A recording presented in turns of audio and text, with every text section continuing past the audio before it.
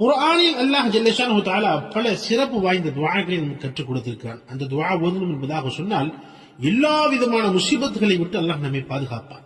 இந்த குர்ஆனில் சொல்லப்பட்ட இந்த துஆவை நிச்சயமாக அதிகமாக ஓதக்கூடிய ஒரு பழக்கத்தை நாம் ஏற்படுத்திக் கொள்ள வேண்டும். இந்த துஆ ஹஸ்பி அல்லாஹு லா இலாஹ இல்லா ஹுவ அலைஹி தவக்கல்து வஹுவ ரப்புல் அர்ஷில் அஸீம். அவ்வளவுதான். மீண்டும் சொல்லுகிறேன், கவனமாக கேளுங்கள்.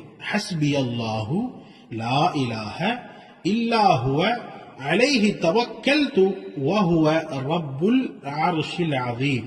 இந்த துஆவிற்கு பொருள், எனக்கு அல்லாஹ்வே போதுமானவன், வணக்கத்திற்கு தகுதியானவன், அல்லாஹ்வை தவிர வேறு யாரும் இல்லை, அவன் மீதே நான் பரிபூர்ணமாக நம்பிக்கை வைத்திருக்கிறேன், அவன்தான் மகத்தான அர்ஷின் அதிபதி என்ற இந்த பொருள் தரக்கூடிய இந்த துஆவை அல்லாஹ் நமக்கு குர்ஆன் கற்றுத் தருகிறான். இந்த துஆ நம்ம ஓதிட்டோம்னு சொன்னா எல்லா விதமான பலா முசீபத்துகளை விட்டும், வானம் பூமியுடைய எல்லா விதமான ஆபத்துகளை விட்டும் அல்லாஹ் பாதுகாப்பான். ஹஸ்பி அல்லாஹு லா இலாஹ இல்லா ஹுவ அலைஹி தவக்கல்து வஹுவ ரப்புல் அர்ஷில் அஸீம்.